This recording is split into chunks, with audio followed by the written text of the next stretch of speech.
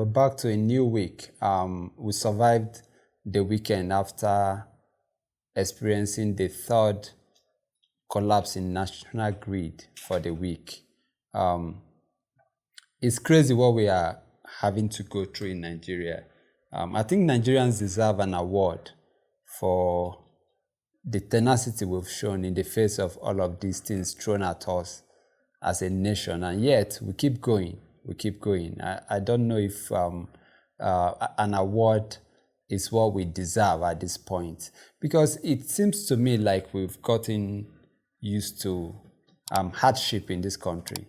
I mean, I was listening to some statistics on television over the weekend, and it says that between 2000 and 2022, Nigeria had over 500 collapse in national grid. And yet, we take it in our stride. It's like, when is the next one coming? You know, and it doesn't feel like we understand the impact that this constant collapse in national grid has on the country, on individual lives. You know, when you see these things happen, it affects critical services like hospitals. You know, you can imagine people on life support, and then there is power outage nationwide. You know, what is the fate of these people? It affects communication services. You know, it affects security. You know, how do security agencies get to communicate with one another when we have this power outage? It affects water supply too. You know, most homes, factories cannot pump water if there's no electricity. In fact, electricity power is the life wire of any economy. And yet we keep having this collapse as a country every day. You know, you see one country that also recently experienced what we're experiencing in Nigeria today is Cuba.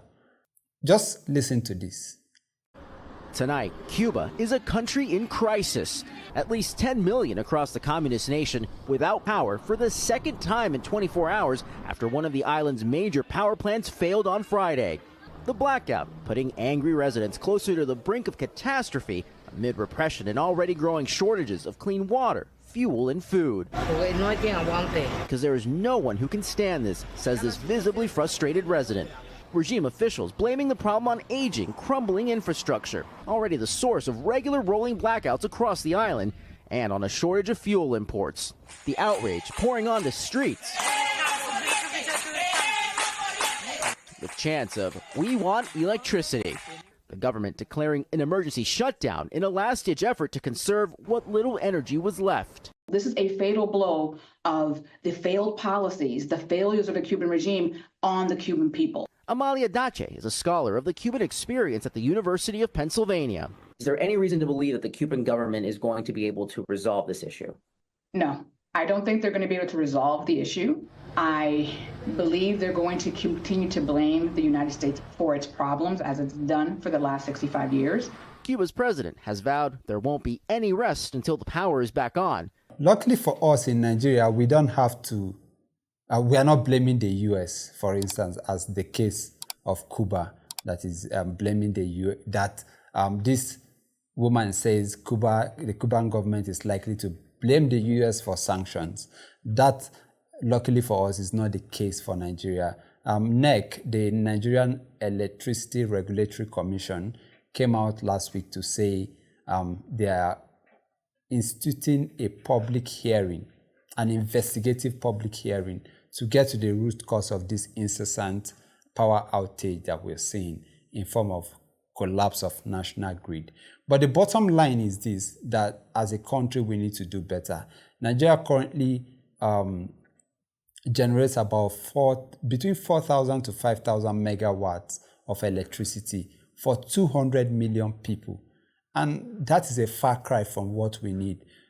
As a country, the minimum we should be doing is 50 to 60,000 megawatts of electricity to serve the citizens of this country. Maybe over 80% of Nigerians do not have access to electricity. It's mind-boggling what the situation with power supply in the country, and it goes to show the decay that we're seeing with a lot of sectors in the country. And something needs to happen to turn these things around.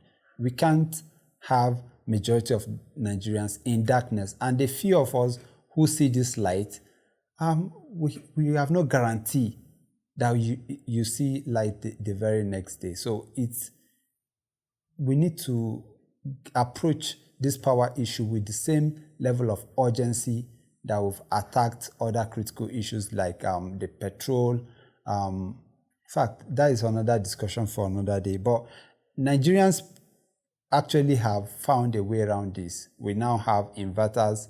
We now have solar systems in our homes, in our businesses. So somehow when this collapse happens, you don't get to see the outcry that should happen because we found alternative over the years. Almost every home in Nigeria today has generators as backup to electricity, but it should not be so. You can't get used to a bad situation like this, and something needs to change. Then again, over the weekend, I saw an interesting video. Just watch this. I could do this all day. I wouldn't mind this job. I like this job. I think I might come back and do it again. Thank you.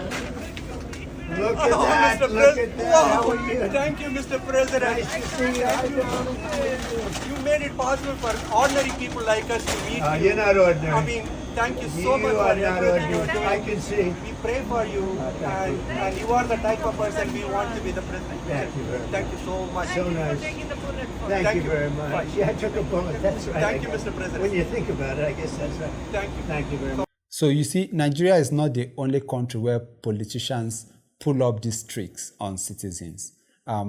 It's a stock in trade for politicians the world over. And it goes to show that as unpredictable as humans are, the same, our psyche works the same way world over. The same trick you play on Nigerians and get their votes is the same trick that you can play on American citizens, European citizens, no matter the level of advancement. The same tricks you play on them and you get votes. So a consolation that it's not only our politicians that get to deceive us when it's time for elections. It happens the world over. So as people, as electorate that want better, I think it's now our responsibility to be able to see through these gimmicks that politicians will come up with once it's election time. I can bet you if Trump wins the presidency come November 5th, he's not going to serve in McDonald's for the next 4 years. And even, he's not going for re-election after 4 years. But I can bet you that throughout the 4 years he's going to be in power, if he wins, he's not going to serve in McDonald's. This is just to get your votes.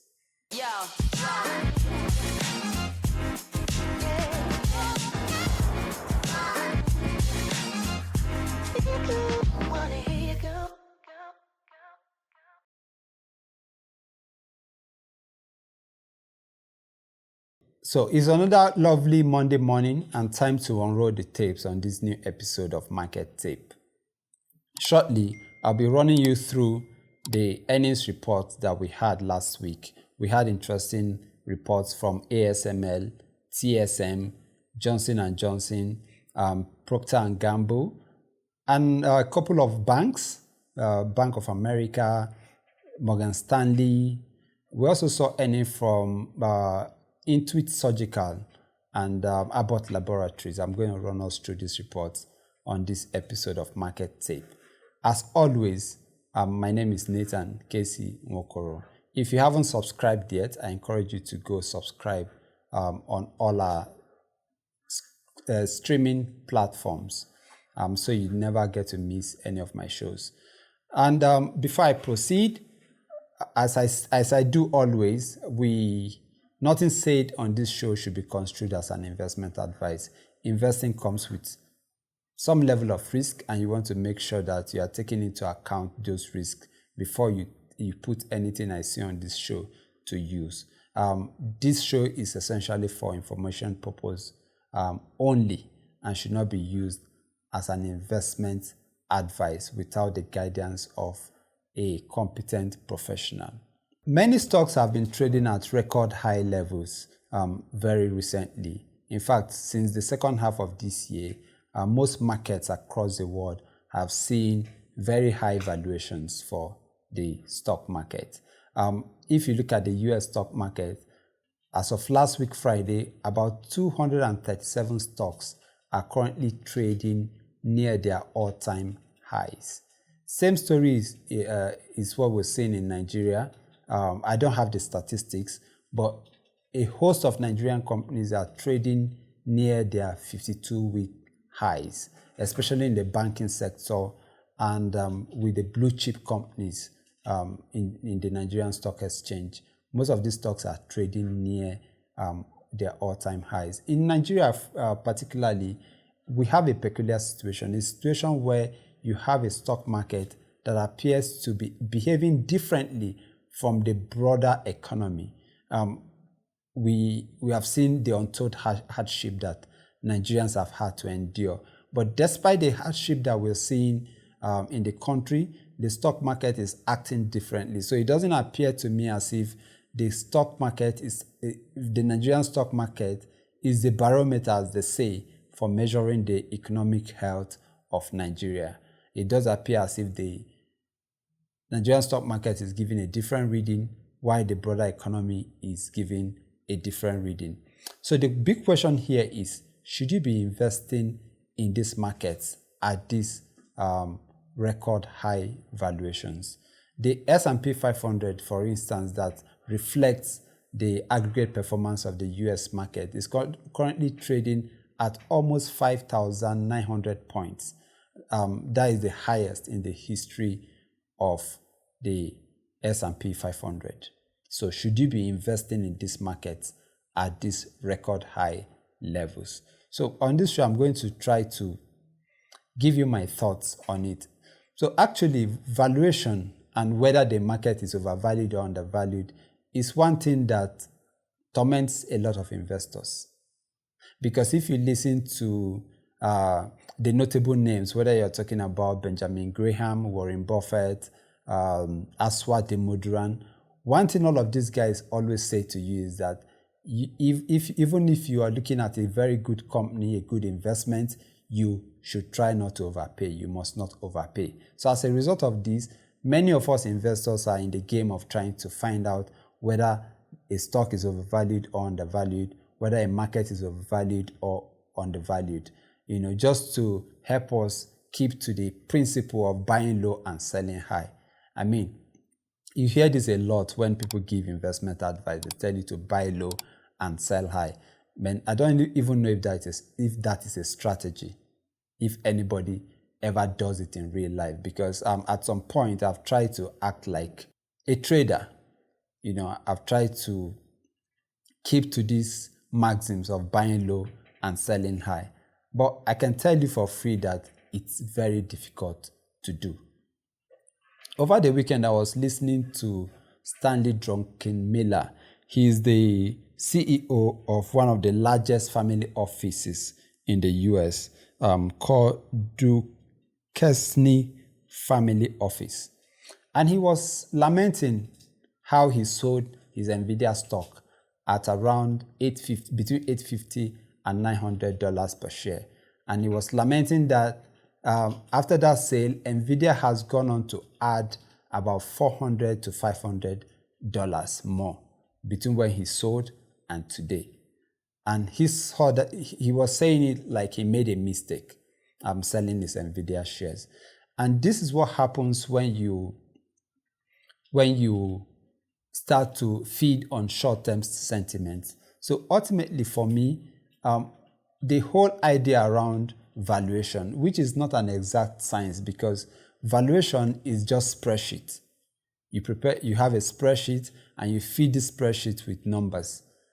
And I can tell you that the same spreadsheet can give you 3 different valuations depending on the numbers that you have imputed into the spreadsheet. It's garbage in, garbage out. So valuation to me is not an exact science. So the whole exercise of trying to find the bottom of a market, trying to determine the dip and buying that dip, or determining the high and selling that high, to me is an exercise in futility.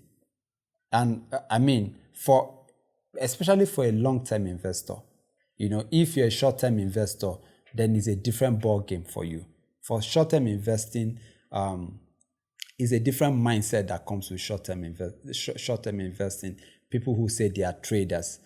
I'm not a trader. I don't know if you're a trader, but I'm going to focus more on investing, which is long-term. Investing is long-term, and the mindset that comes with investing long-term is different from the mindset that comes from short-term trading. So the things that matter in the short-term really don't matter in the long-term.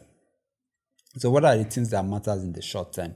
If you're a trader, you're going to worry about quarterly earnings, which I'm going to talk about in any case in a few minutes. You're going to worry about quarterly earnings. You're going to worry about market sentiments. You're going to worry about geopolitics. You're going to worry about volatility and all of these things. But as an investor, your major focus is fundamentals. What are the fundamental drivers of the economy? What are the fundamental drivers of a particular stock if you're interested in investing in that stock? You're going to look at the free cash flow, which I love a lot. You're going to look at the overall business strategy of that firm. And you're also going to look at the competitive advantage the business has over other businesses in similar sector, and the quality of their earnings, actually. So the things that matter ultimately in the short term don't actually matter so much when you're a long-term investor. And for me, that is what you should focus on if you are an investor, not a trader. You should focus on the long term. And when you're focusing on the long term, you start to pay less and less attention to short-term trends. If you look back into 2021, the first time the S&P 500 was nearing about 4,800 points. A lot of analysts at that point were speculating that the market had reached overvalued territory. And of course, if you believe that the market was overvalued, what would you do next? Is to sell. But between 2021 and today, the market has added around 1,200 points. It's gone from 4,007 to 5,000, over 5,800, nearing now 5,900. So if you're a long-term investor, you do not want to get bogged down by these short-term trends. You don't want to get bogged down by short-term sentiments, because as humans, our emotions will always get the better of us. Your emotions will create fear, panic. When you hear of wars, I was reading something on LinkedIn, and the guy was basically saying that the US will be at war next year. And valid points. He talked about the ongoing Israel-Iran war, and how it was going to escalate by next year and then pull US into that war. He also spoke about the ongoing war between Russia and Ukraine and how that was going to escalate come next year. And then the China-Taiwan crisis, which he also said would escalate next year. So if you believe that there will be a war next year, why invest today? You're going to practically have to sell. But if you're a long-term investor, you're going to think differently, even if you believe there'll be war next year. In fact, you probably see the war, if it happens next year, as an opportunity to buy. And then speaking of opportunities to invest, before I even go that far, so let me even say whether I believe the market is currently overvalued. I started by speaking about the Nigerian market and the US market. So if you look at these two markets, the variables are different. Whether you're looking at the Nigerian market or the US market is a different ball game for each of these markets. The Nigerian market, for instance, is, as I said earlier on, appears to be running on its own, running a race different from what the broader economy is seeing. We've seen policy changes that have brought untold hardship on people, has also made the business condition very difficult for many companies operating in Nigeria, except for the financial sector. Manufacturing, industrial goods, we've seen higher exchange rates, which is impacting on the price of their raw materials. We've also seen higher operational expenses coming from higher energy costs, higher exchange rate, higher cost of labor in the country. Because as a business, you must, at some point, you have to raise the salary of your workers. Otherwise, they won't show up to work. And that is the reality we are seeing today. But in all of this, the stock market appears to be running on its own. The stock market is not acting as if it's aware of all of these things going on. So for me, investing in the Nigerian market is a bit tricky, even if you're a long-term investor. What I want to see, or what I focus more on as an investor, is fundamentals. And for me, for Nigeria, the fundamentals are actually not there at this point in time. You start with the GDP growth rate. A country like Nigeria should be growing at least 6%. I always say this, 6% is my benchmark for whether you call us a frontier market or a developing market. 6% is the benchmark. We must be doing the minimum of 6% for the Nigerian stock market to be investable. Otherwise, my strategy for investing in Nigeria is to focus on very resilient companies that can withstand all of these shocks that we see in Nigeria.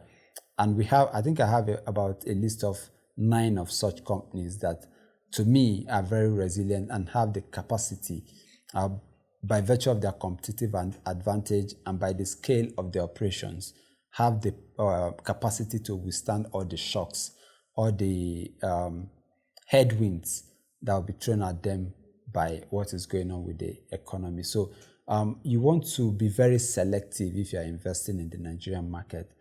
I guess on one of these shows, I'm going to have to talk about those 9 companies that I strongly believe that investors should focus on if they're interested in investing in the Nigerian market for the long haul. But for the US market, it's a bit different. It's a different ball game entirely for the US market. You're looking at an economy that is growing at close to a developed economy actually, that is growing at almost 3%, which is instructive. And this is what the whole US economy has been, the US stock market has built around.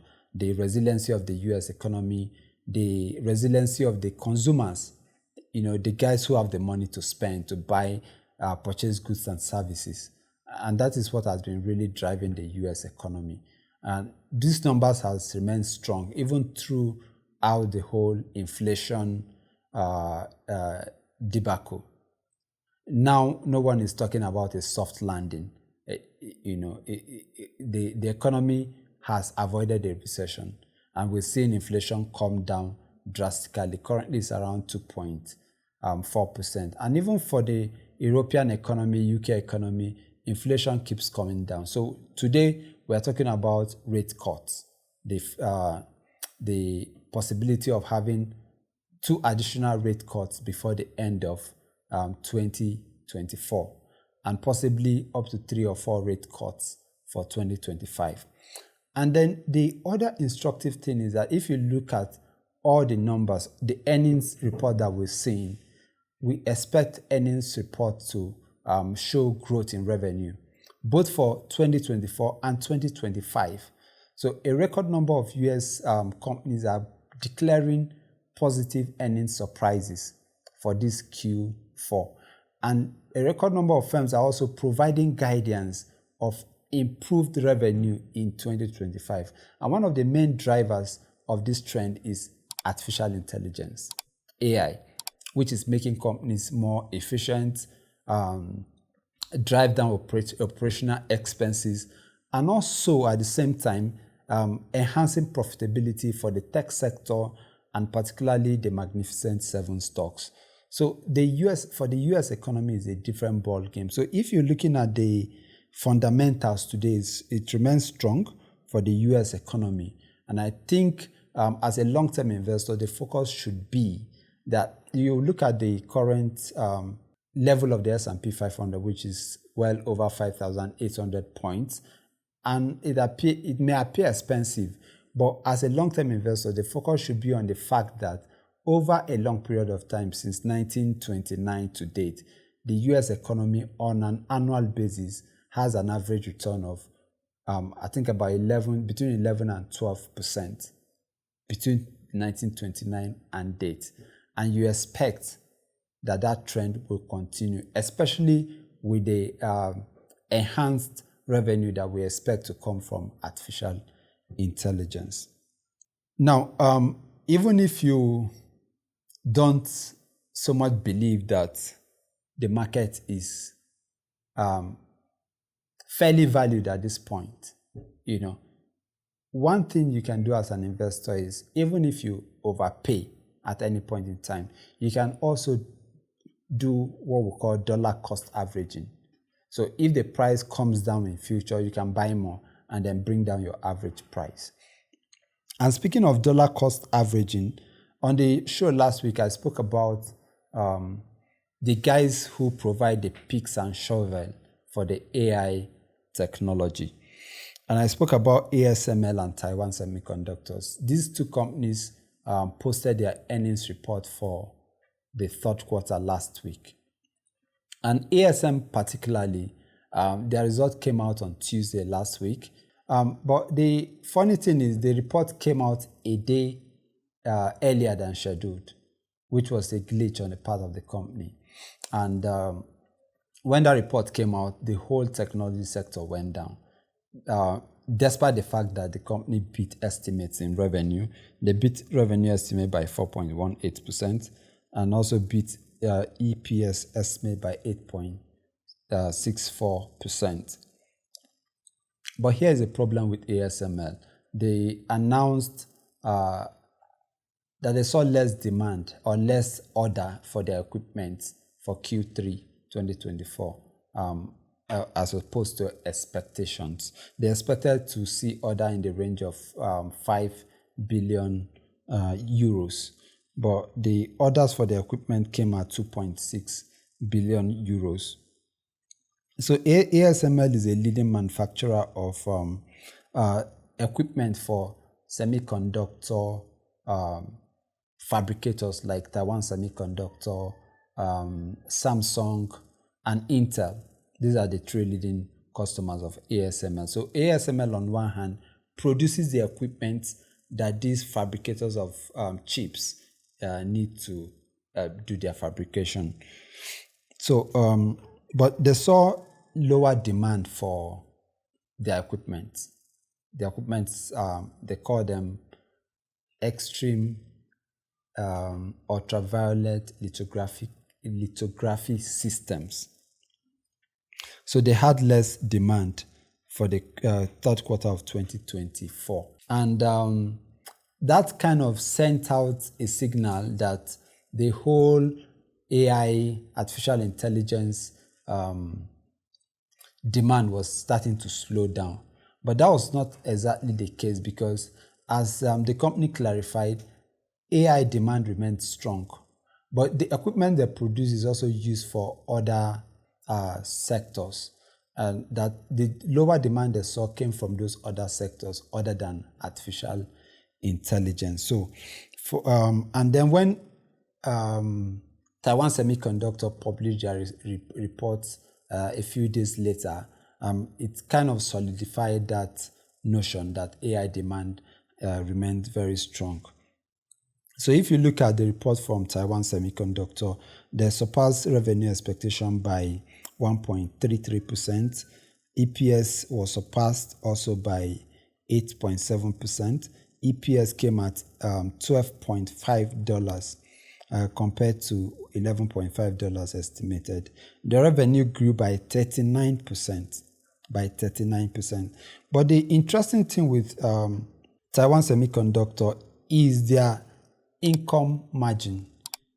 They have an excellent level of profit margin, which is over 50%. Largely, they are gross profit margin is over 50%.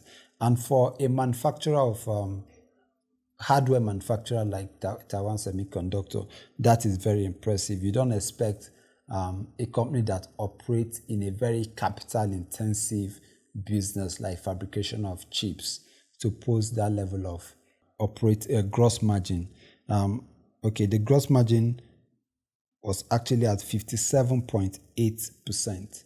It just goes to show the sort of dominance that Taiwan Semiconductor has in the fabrication of chips. They produce over 50% of chips used globally. And I remember last week I was speaking of the fact that it's one of the names that have kind of fallen under the radar in this whole AI story. And the company continues to perform above expectation. Year to date, the return on the stock continues to climb. It's one of the best performing stocks in the S&P 500 as of today. So we expect to, in the years ahead, as the demand for artificial intelligence continues to consolidate, we expect stronger numbers from Taiwan Semiconductor. We also saw reports from a couple of banks in the US, and one of the major drivers for them is interest rates. We've seen the level of interest rates globally before the commencement of this rate cut. So Bank of America, for instance, posted a very impressive number in terms of their net interest income. They generated an overall revenue of $25 billion. $14 billion of that came from net interest income. And they also saw impressive numbers from other business lines. Talking about investment banking, just the broad capital market activity saw impressive growth in across board. Same story for Morgan Stanley. Morgan Stanley saw revenue beat estimate by 7.6%. Revenue came at $15.4 billion. And then EPS came at $1.88, 18% better than estimate. And Morgan Stanley saw a more balanced performance across board, whether you're looking at fixed income revenue, wealth management revenue, trading income, investment banking activity. They surpassed earnings expectation across board. For Bank of America, revenue beat estimate by 1.15%. EPS beat estimate by 6.5%. EPS went from 0.81 to 0.76%. Same with Truist Financial. Revenue surpassed estimate by 0.59%. EPS surpassed estimate by 7.78%. But what is interesting to me for all of these banks is how their business shakes out as we start to see interest rate cuts. Because the banks generally do well where you have higher interest rates. But also on the other hand, for a country like US, as you see higher interest rates, the cost of fund also increases. And the ability to create loans will also diminish at higher interest rates. So as we start to see more rate cuts come into the market from next year, you expect that their ability to create loans would increase, and then also but on the flip side, you're going to see lower net interest income as a result of this slowdown in rates. But one other thing that stood out to me is the impact that artificial intelligence is having on the bottom line of these banks, because with artificial intelligence, most of these banks are investing in artificial intelligence system that is helping them drive down costs, operational expenses, which is important for most of these banks, given the tight profitability margins that they traditionally have. So it will be interesting to see how these two factors. On one hand, the impact of rate cuts will have on their bottom line, and also how they can use artificial intelligence, AI, to improve their operational efficiency and drive down operational expenses.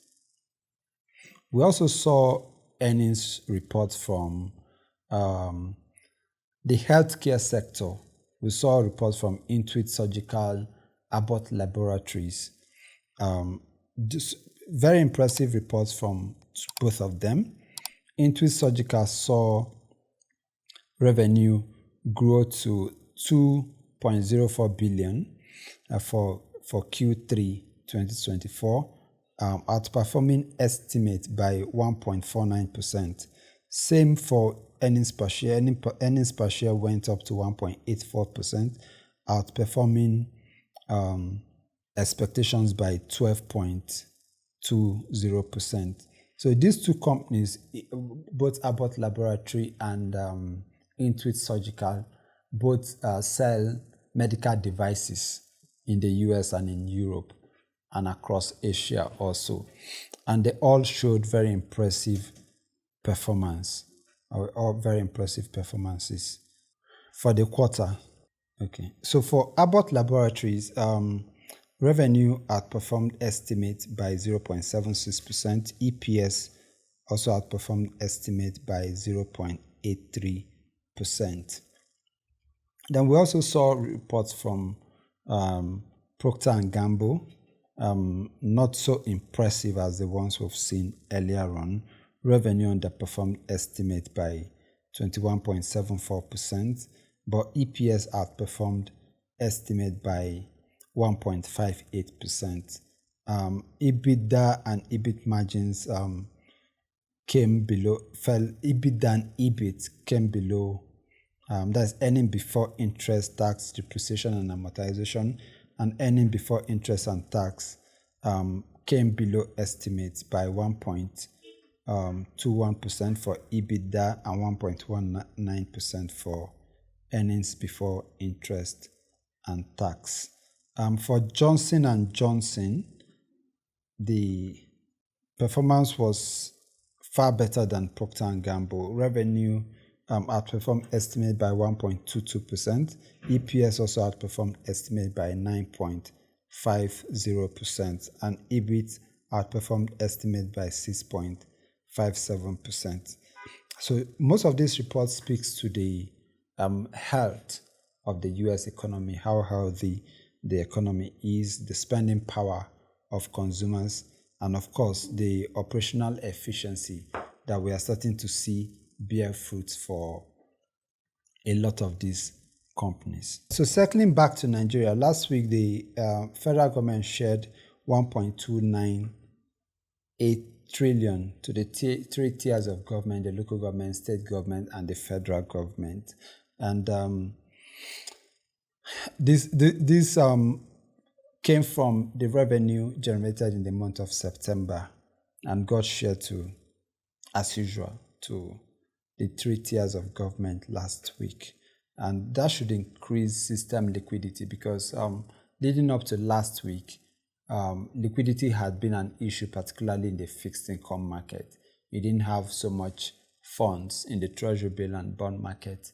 And as a result of that, you had yields remain elevated for leading up to last week because of the tight liquidity, the tight system liquidity that we saw. So you expect that with the payment of this 1.298 trillion to the three tiers of government, it should improve market liquidity significantly this week, especially as the DMO is preparing to do an auction today, Monday. And then we're going to see a treasury bill auction later in the week. So the FAAC allocation has impact not just on the fixed income market, but also on the exchange rate market. You heard the central bank speak after the last MPR, I think few weeks back. And he did say that this FAAC allocation somehow also puts pressure on the exchange rate. some of that money find its way back into the exchange rate market, seeking to be converted from naira to dollars. Don't ask me for what purpose. It's the reality. So you saw exchange rate also start to go up again, both especially in the parallel market. I think as of Friday, it was up to 1,700 and close to 1,730 on Friday. So you expect to see that pressure on the exchange rate, particularly in the parallel market, continue well into this week as those funds remain in circulation. So for the rest of this week, we're going to see important earnings report from a couple of companies that we track. Tesla will post their earnings report this week. Same with Enphase Energy, Next Era Energy, Thermo Fisher Scientific, and a couple of other companies that we don't track. So I'll be back here next week to take you through what I see with these reports as they drop this week. Thanks for listening. If you made it this far, don't forget to subscribe and hit the notification button. I'll be back again next week to do this with you. Thank you.